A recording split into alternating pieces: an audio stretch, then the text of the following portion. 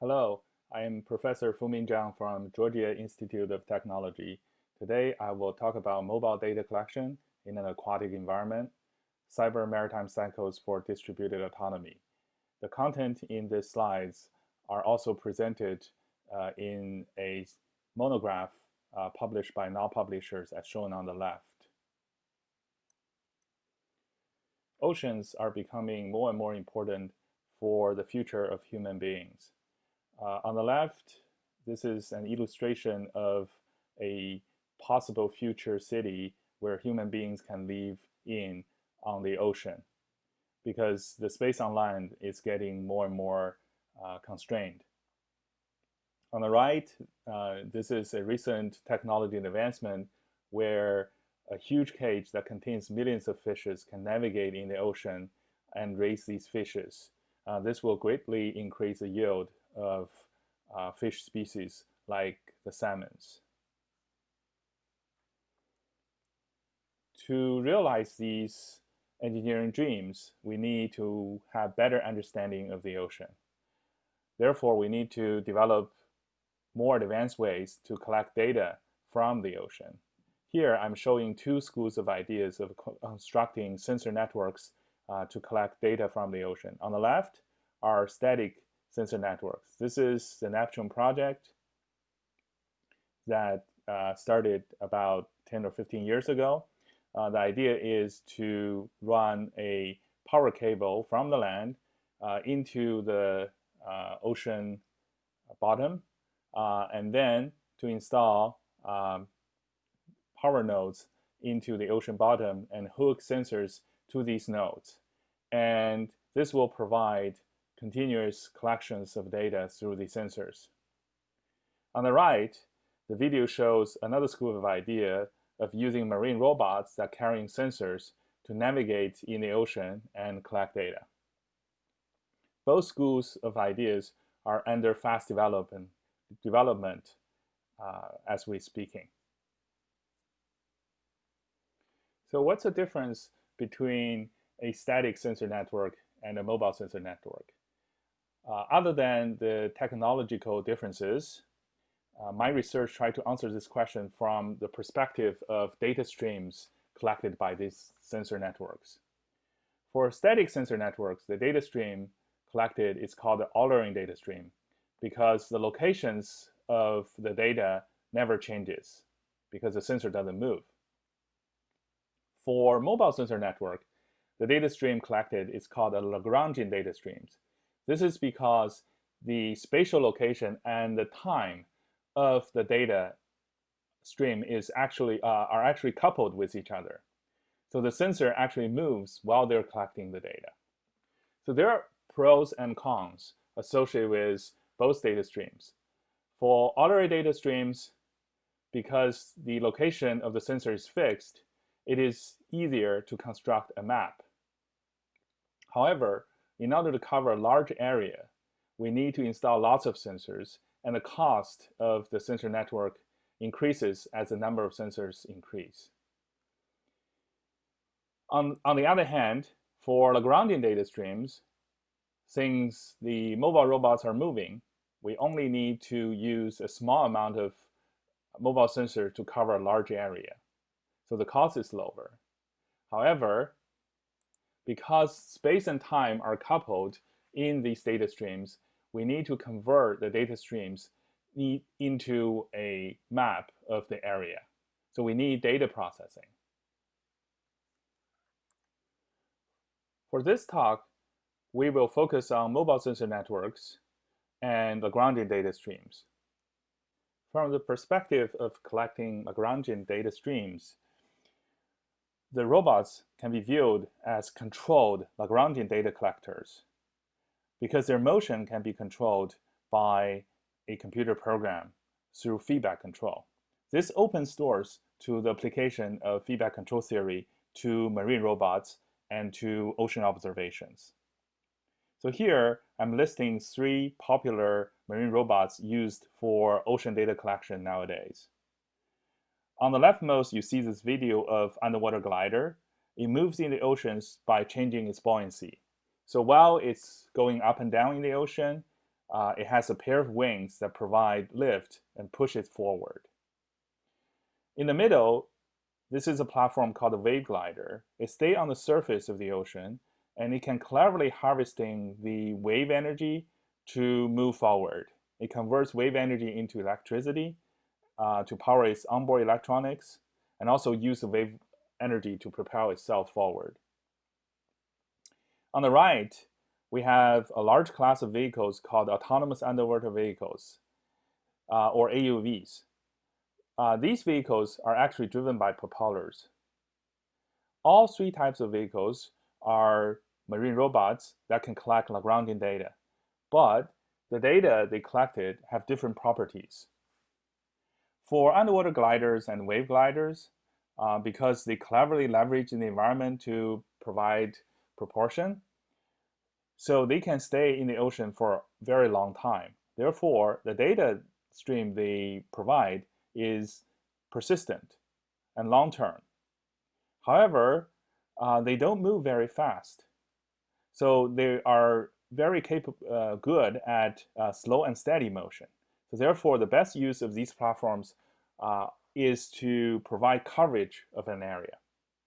On the other hand, because the AUVs has propellers, so the AUVs can move very fast, but their battery doesn't last very long, typically between 8 hours to about 24 hours. So therefore, they usually operate in the ocean for short-term missions. And they will provide fast and opportunistic sampling of an area.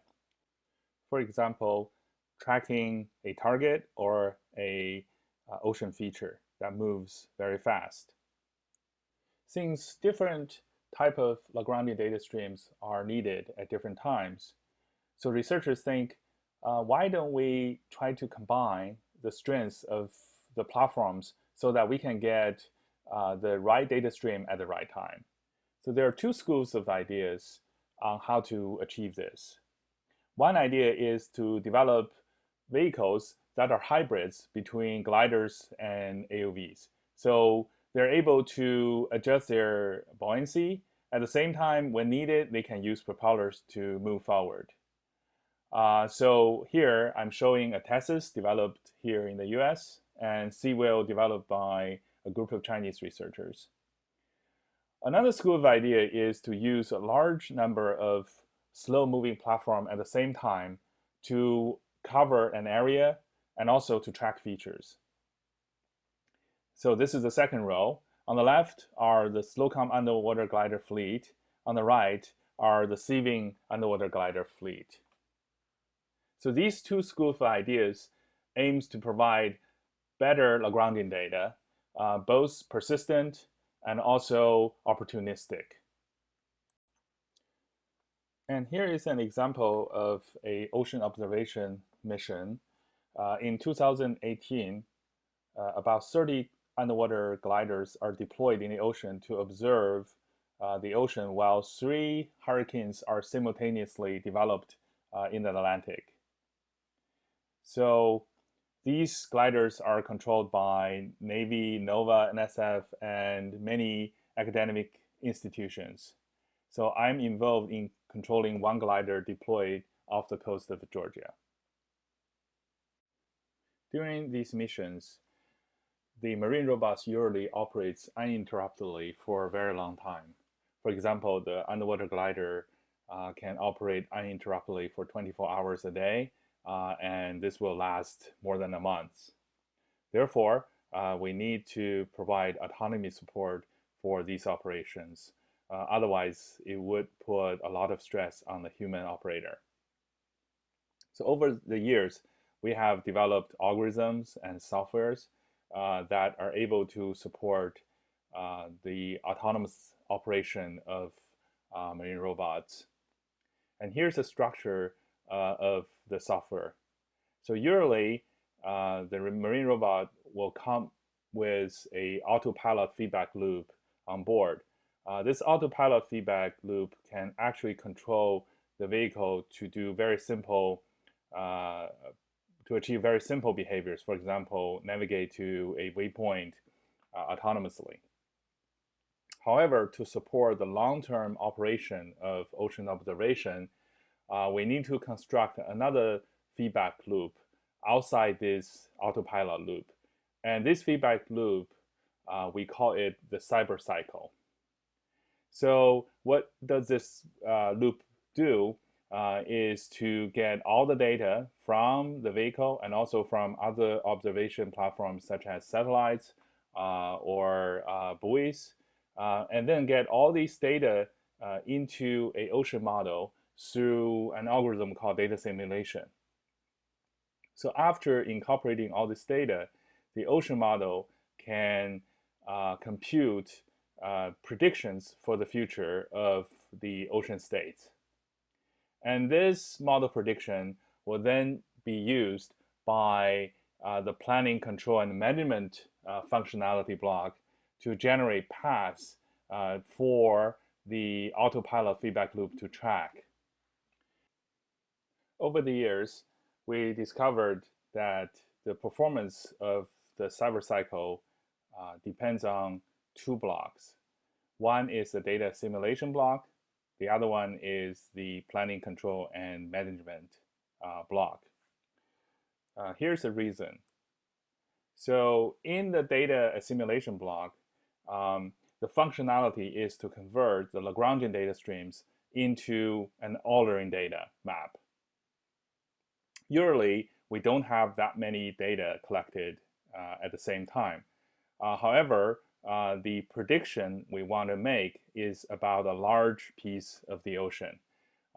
So this takes a lot of computation to do. So the efficiency of this block is usually not very high. On the other hand, the path planning block, what it usually does is to convert a ordering map, here the flow map here, into a path for the vehicle to follow. So this is a block that converts ordering data into Lagrangian data. And path planning is also a computationally intensive job, especially in the ocean. The flow field is usually time varying, and it is quite difficult to plan the paths and computationally intense.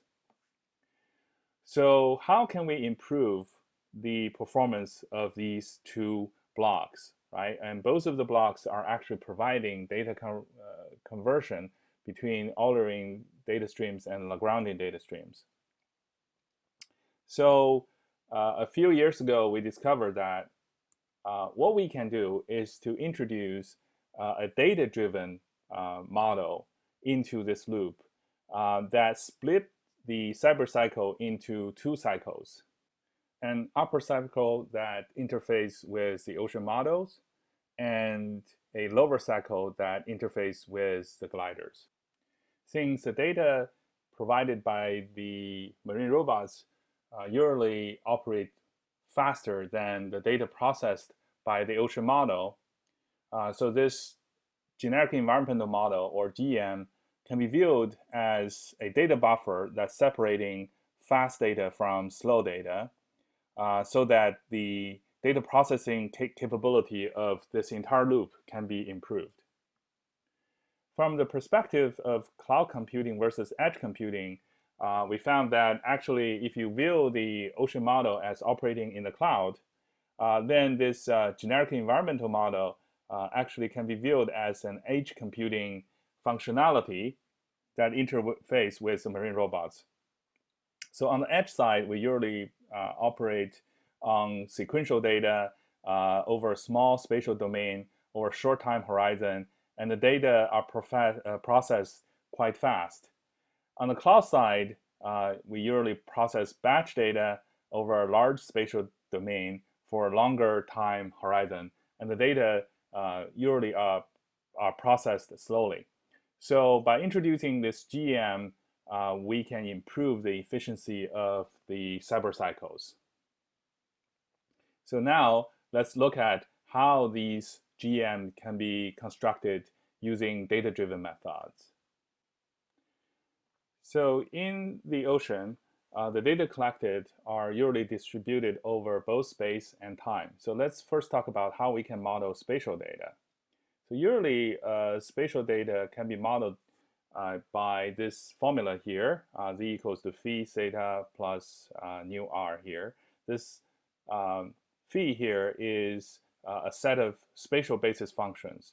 So I will talk about how to determine this spatial basis functions later using data-driven method.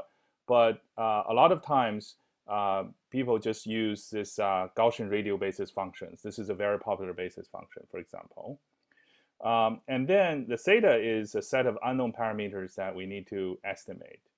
So suppose we have taken n measurement zi at this location ri, and we can put all the measurement z into this big vector, and all the spatial basis functions at different locations, at these measuring locations, into this big matrix pi.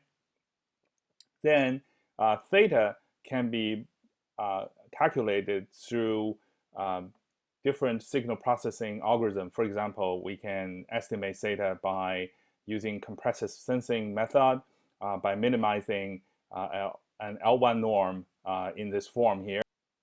So we want to reduce the difference between z and pi theta, at the same time minimize the L1 norm of theta. So minimizing the L1 norm theta will increase the number of zeros in this theta vector so that we can gain certain advantage in the data reconstruction.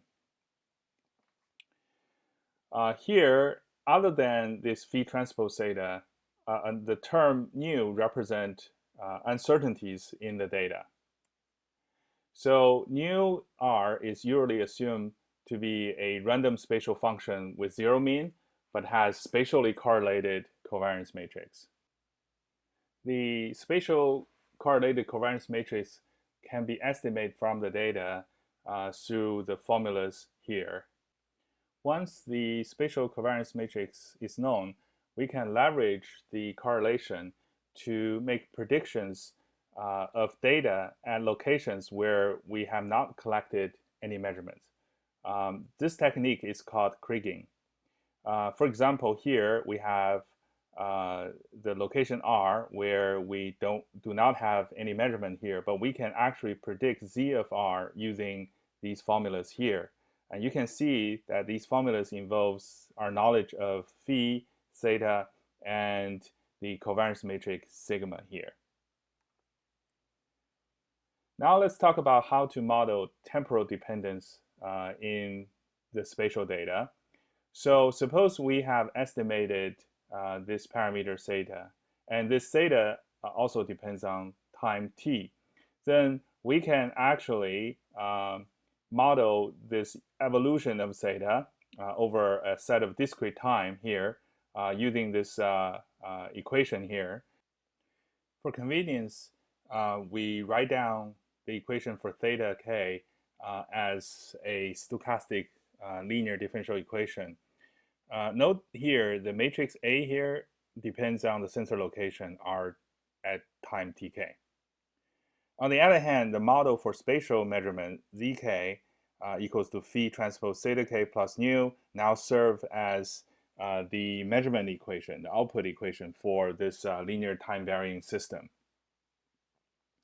So suppose we know A and phi and also R, and suppose we have this Lagrangian data stream zk, then our job is to use filtering algorithm to estimate the state theta k.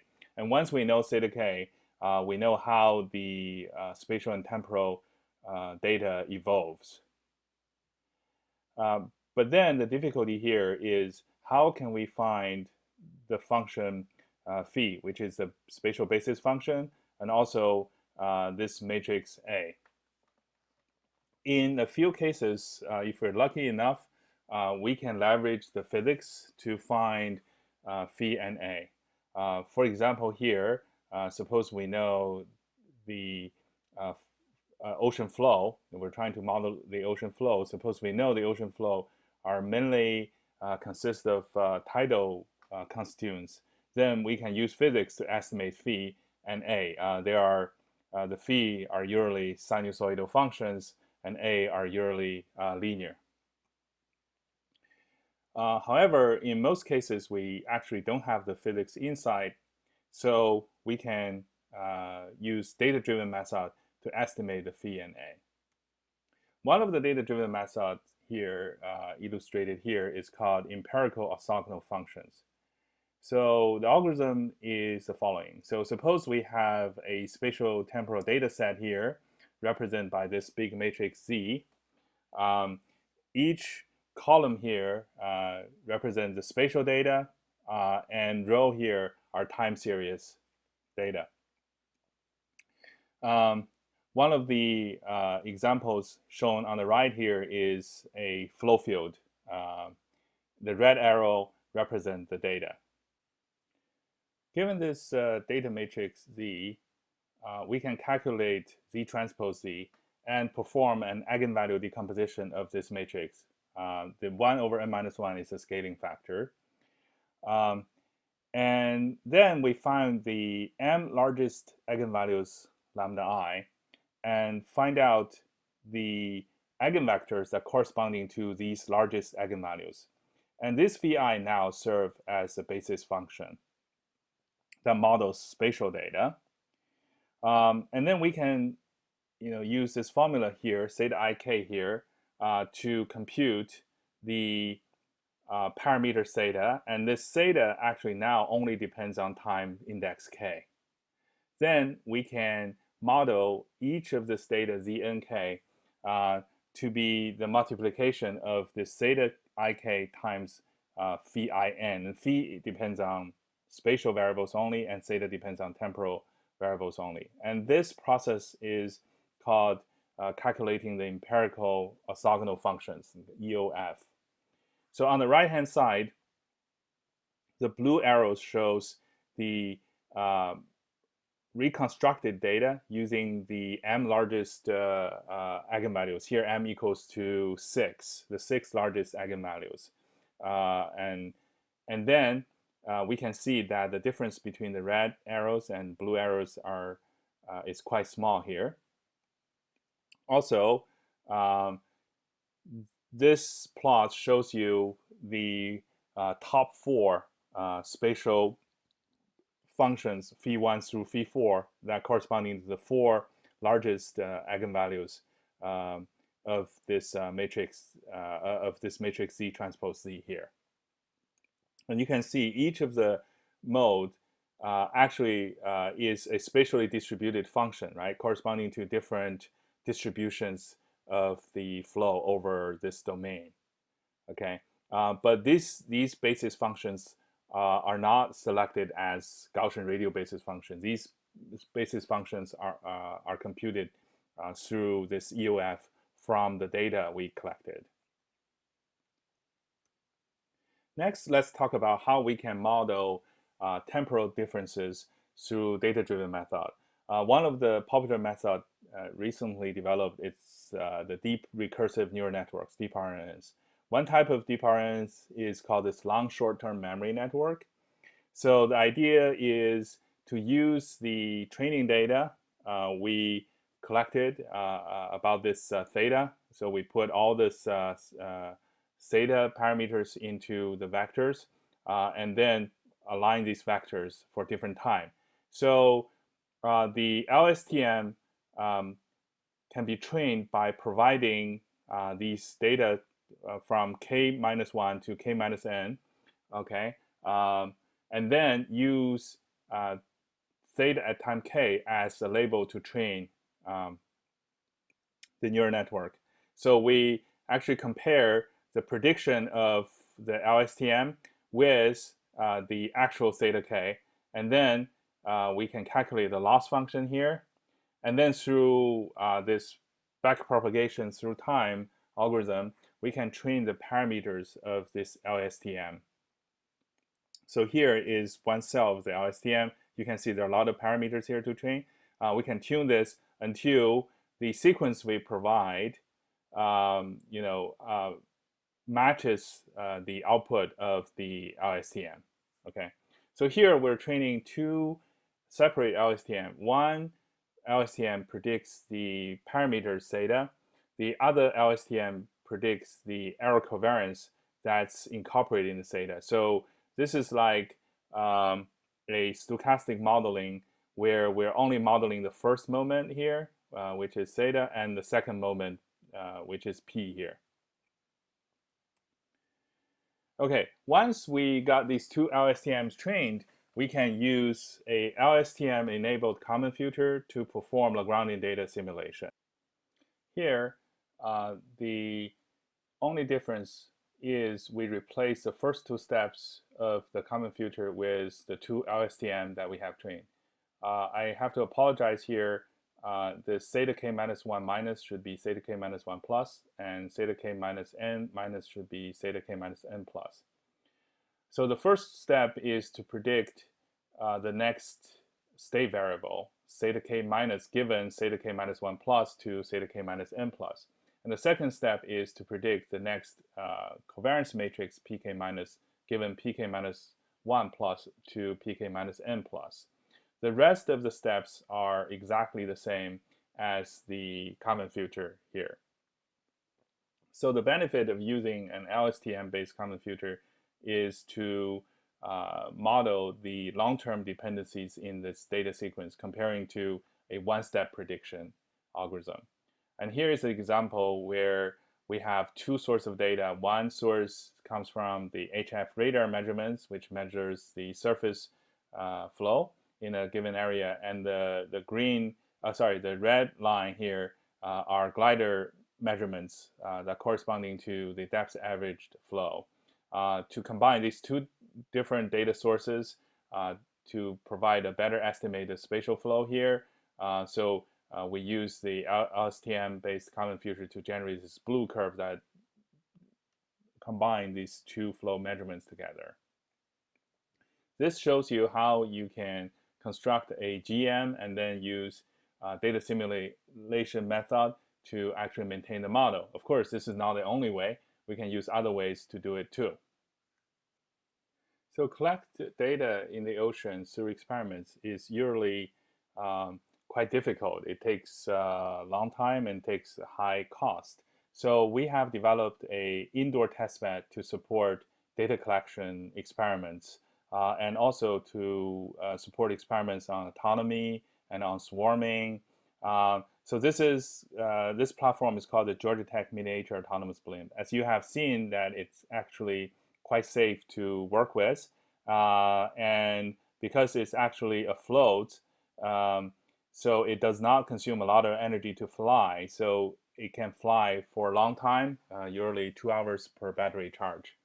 So one of the experiments we have done related to the GMs is using this blimp to identify wind field that generated by this Dyson fan. So the flight of these blimps usually are affected by the wind. So we leverage this property to actually map the wind field through the blimp trajectory. So we deploy the blimp at different locations. And this is one example that shows that through one trajectory, we can use adaptive learning to construct the flow field along this one trajectory. Okay, and even though the flow field is shown distributed over the space, but it actually only accurate along this one trajectory. And then we can combine the data from different deployments, different type of trajectories together to construct a spatial flow field that's shown on the left here. So these graph that combines all the measurements, all the flow measurements along different trajectories. And then from here, we can use the kriging technology that we introduced before to actually construct a spatial wind speed map. Here, the map on the right is constructed for the shaded area on the left. And you can see as we get closer to the fan on the right, the wind speed actually increases. So this agrees with the physics. Our past work have been using one GM to support the operation of a fleet of vehicles. However, it's becoming more and more important to enable a distributed fashion of operating this cyber cycles. The idea is to allow each vehicle to have their own GM, and then allow this GM to share information in a distributed way without having to go through the cloud every time. This actually brings out some interesting topics to discuss. How can we design the data collection algorithm in this setup, and how we can enable the sharing of the information through underwater acoustic communication, and also how can we design the navigation and tracking algorithm in this new setting. So one demand in application is to actually map the underwater acoustic propagation field. So this simulation shows how complicated the acoustic energy can propagate through the ocean in a shallow environment. There is no single model that can actually model these propagations very well. So therefore, we need to think about data-driven approaches and collect the measurement of these propagation using underwater vehicles. So one of the ideas is to use algorithms inspired by fish and crabs mapping behaviors. So here we actually collaborate with biologists to understand how the fish and crabs move around and collect data. On the left-hand side, you can see that the fish swarm can actually combine social interactions with light-dependent speed. We call this speeding up and slowing down algorithms to actually quickly locate a source of chemical distribution in the water. On the right-hand side, we can see that the crabs actually use their sensors to navigate in the underwater plume field very effectively. So we have designed similar algorithms that imitate this behavior to map underwater acoustic energy distribution. So this simulation here shows we can use a few vehicles that moves together to map a level curve of acoustic energy distribution. And we start to use underwater vehicles to map acoustic fields. This is one of the examples we did in collaboration with University of Alabama, where we put a acoustic receiver on an AUV EcoMapper here, and we put a transmitter in a location in this lake, and then use the AUV to collect the acoustic data here.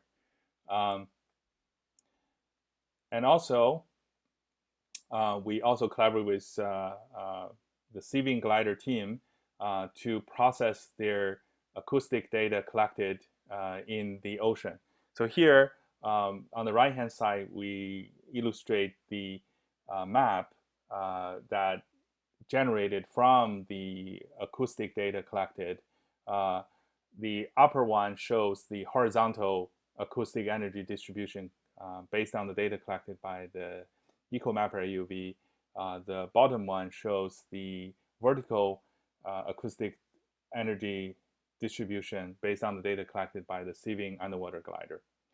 Again, operating these vehicles in the real ocean and collect data is difficult. So therefore, for swarming behavior, to demonstrate swarming behavior to verify our biologically inspired mapping algorithms, again, we use our Georgia Tech mediator autonomous blimp to study the algorithms. So here, we are actually implementing the fish-inspired algorithm, the SUSD algorithm, to allow these two blimps to locate the source and go to the source quickly.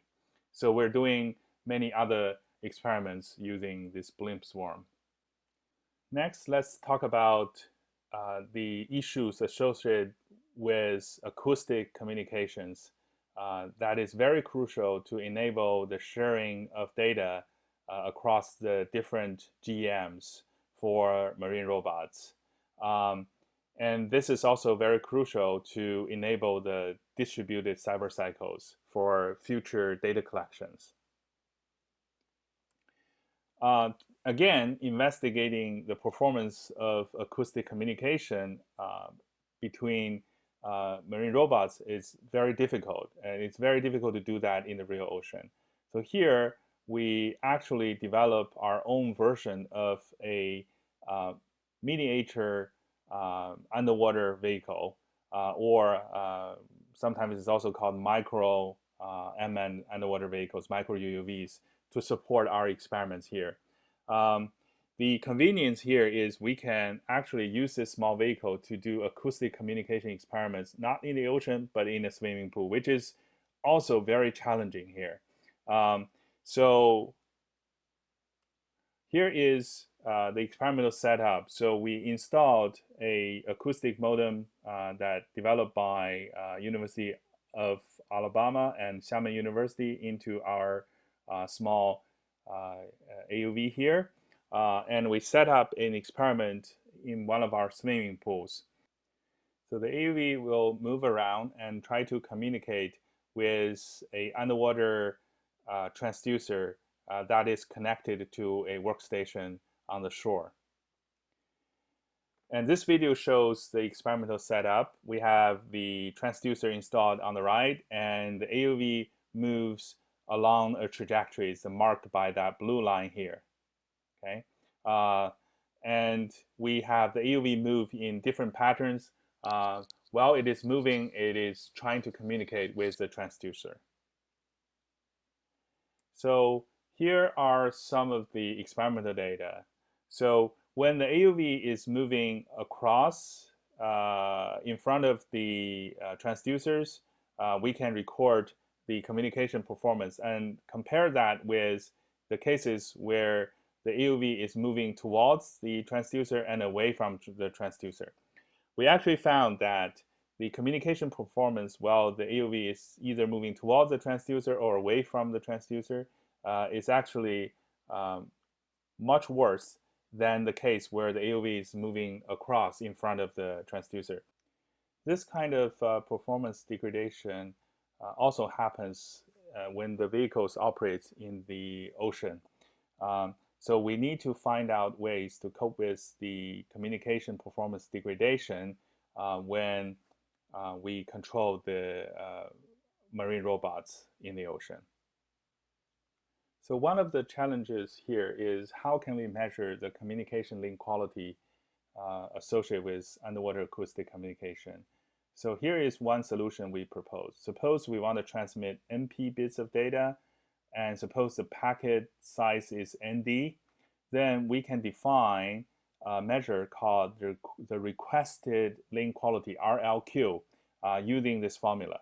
You can see this formula depends on the bit error rate and the time delay. These are associated with the communication performance.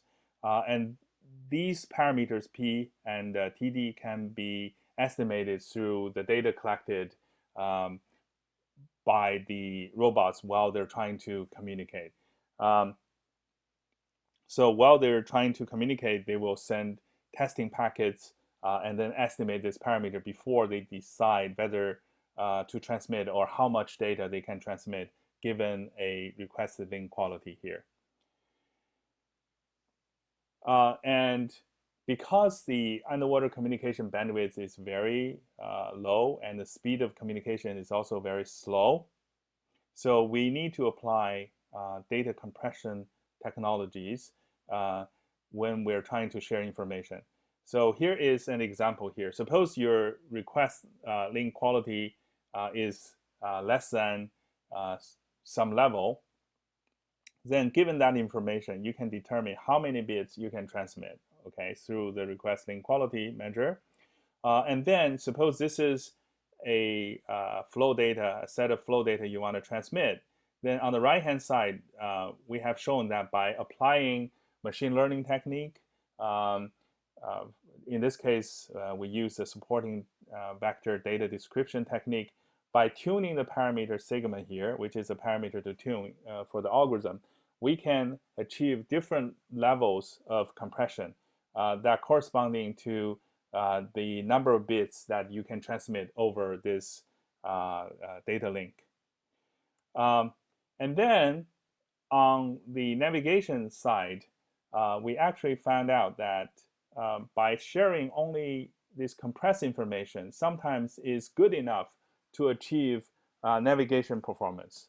Okay, so here we showed that for underwater vehicles trying to follow a path, an optimal path that goes from their current location to this desired location, RD. And we have shown different paths that associate with different levels of information shared.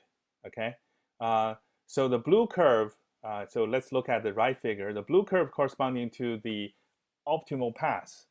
This is the case where every vehicle knows this entire flow field, all the information for this associated with this flow field. Uh, and then the red path corresponding to the case where no information is shared. So the vehicles thought that the straight line is the best path. There's no flow. Okay. And then the green and the purple line corresponding to different levels of information shared. Um, and you can see that the purple line actually, is very close to the blue line, right? Reasonably close to the blue line here on the right-hand side.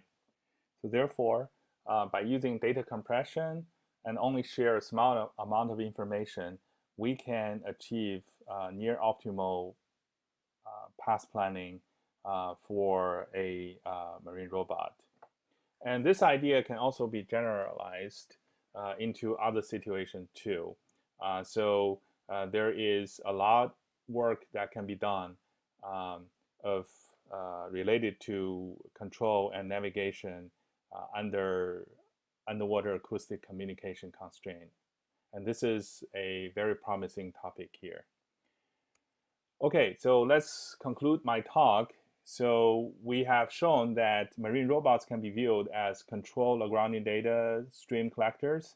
So they actually enable control Lagrangian data streams that can be modeled through a stochastic state equation and also through a measurement equation that models the spatial data. So the future directions are to develop better data collection method in a distributed way to improve the communication performance and also to address the method that can achieve better localization and tracking in the underwater environment. All these research are very challenging and there are a lot of work that can be done.